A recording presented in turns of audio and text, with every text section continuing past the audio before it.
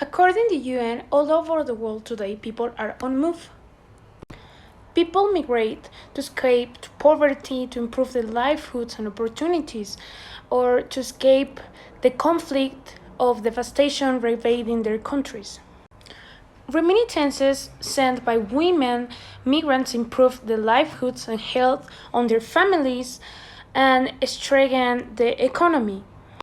Yet the needs, priorities, and voices of refugee and migrant women are often absent for policies designed to protect and assist them.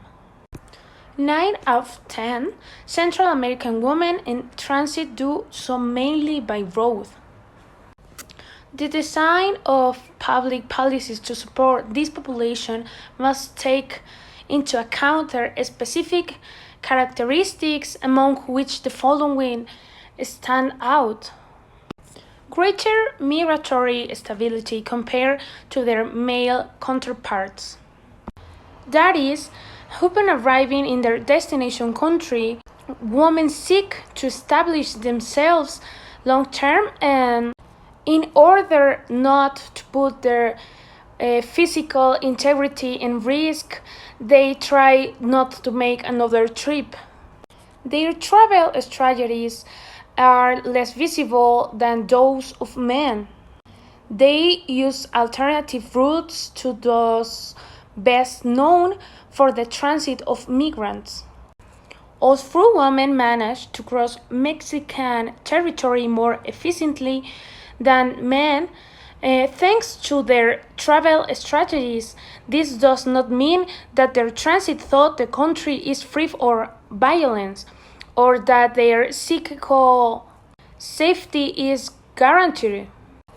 Given its geographical position, Mexico has become one of the main migratory corridors in the world, with high transit rates of migrants coming mainly from Central American countries such as Guatemala, Honduras, and El Salvador, and for their not them South American countries such as Venezuela. However, in the last year, there has been a big migratory flow, according to figures from the International Organization of Migration called IOM, which estimate that daily arrival of the 16 miles of migrants of the American borders.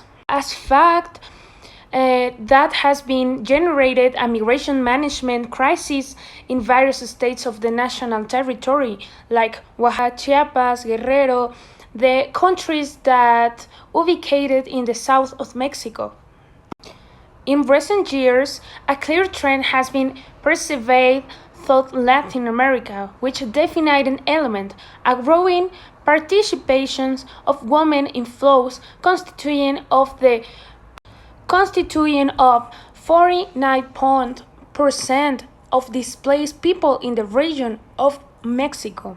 The phenomenon of the feminization of migration has led to take into account the gender aspect in migration processes and different policies of several countries, including Mexico.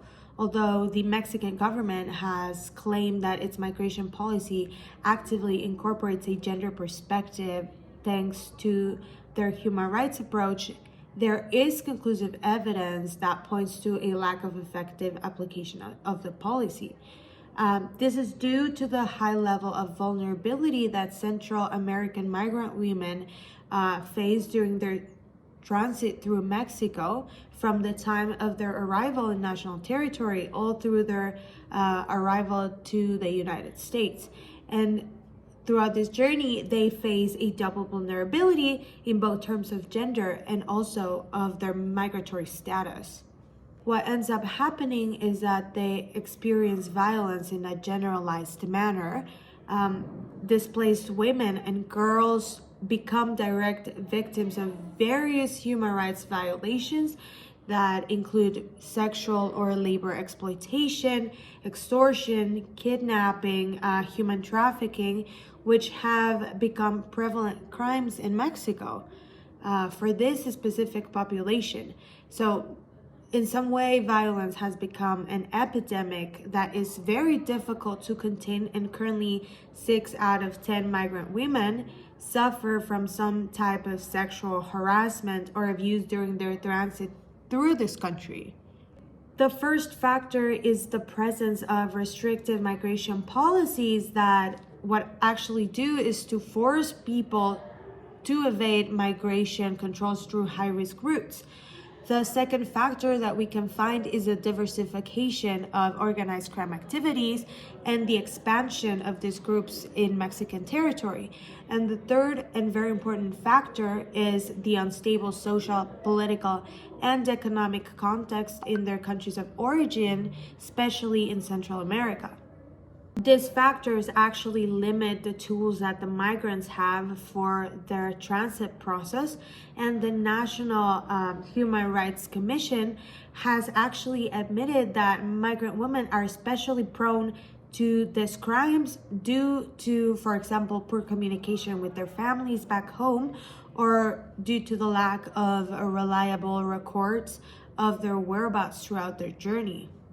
Despite the acts of violence towards this segment of the migratory population being present on all migratory routes in Mexico, certain states of the country have emerged as critical points due to their high level of concentration of migrant population. And this is actually evidence in the state of Chiapas, where elevated levels of violence towards undocumented female migrants, especially those from Guatemala, who today represent the largest percentage of foreign nationalities in transit, have become truly normalized. And well, this is shown in the fact that just in the past year, 52 femicide victims have been documented in the city of Tapachula, which is one of the most critical focal points of the migrant management crisis in Mexico. Shockingly, from this number, only 12 bodies have been returned due to the lack of documentation, the underscoring the invisibility and the desensitization of the issue by the state and the federal government. In the current context of human mobility described previously, there are significant challenges that threaten women's physical security, their emotional integrity, and their access to fundamental health services. So violence, abuse, and the lack of security are pitiful realities that affect women in an excessive way, especially Central and South American migrants, and this ends up harming them during their migratory journey through Mexico. Traversing the municipalities of Huixla, Pijijiapan, Tonalá, and road to the central part of the country and the northern pathway, commencing at the Comalapa and Comitán border, which heading towards to the state of Veracruz, which is currently marked as another high-risk area due to ongoing conflicts between criminal groups. Then, the mobile units are to be composed of female members of the police unit with the Secretariat of Security of the Citizen Protection, and their role is to offer prompt attention and aid to migrant women in the event they have experienced any form of sexual, physical, or psychological violence. Also, similarly, the units will assist women and young individuals identify as vulnerable to potential risk along their traveling or their journey. Also, these units will be staffed with their trained personnel capable of delivering medical or gynecological and obstetric services, ensuring round-the-clock of medical care throughout the week. The objective of this is to mitigate the risk of HIV or AIDS and syphilis transmission and other sexual diseases. Also, the conditions often resulting from instances of sexual assault. this is tried to be eradicated. Through the services of units strategically positioned along these violet routes, we seek to significantly reduce the numbers and the indicators related to feminicide, rape, extortion, trafficking of migrant and women, and the girls in transit through the state of Chiapas specifically, because we are talking about the violet route.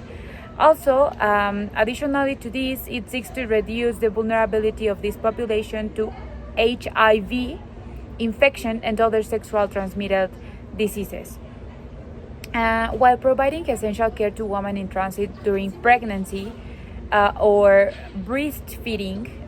Through the implementation of this program, our objective is to specify or guarantee the right to freedom of movement and life, as well as to reduce gender vulnerability, of course, and impunity in cases of violence.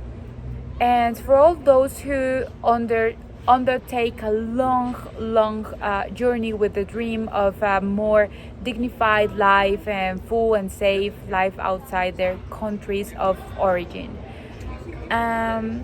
Also, in conclusion, it is undeniable that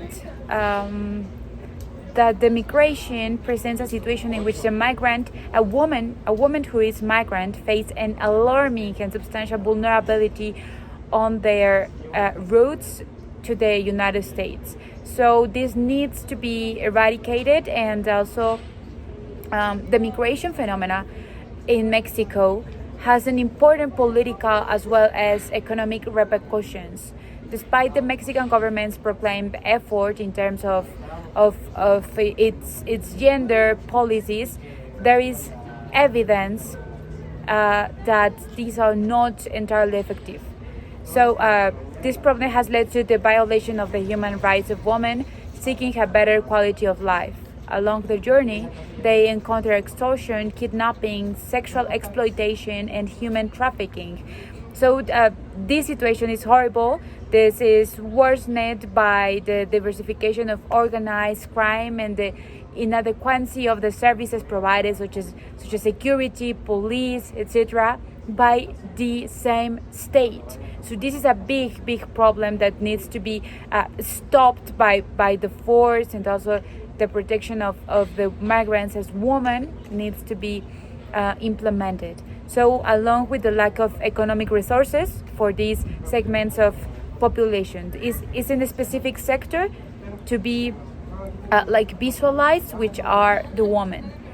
Finally, in light of this current situation, the Violet Road Protected Path is a program presented as an urgent and targeted response and responsibility, primarily focused on addressing the vulnerabilities faced by migrant women, and formulated in collaboration with various institutions which are seek to be in a sector of protection.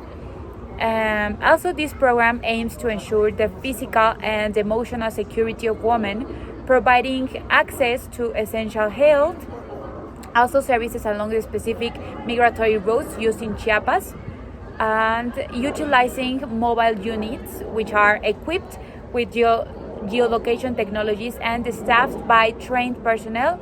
And the objective is to provide timely and assistance in cases of violence, along with the specialized medical services to migrate with the risk of disease transmission. And also, as I had mentioned before, sorry, an airplane is coming on. But the risk of the disease transmission, and also as mentioned before, the medical services such as gynecological service.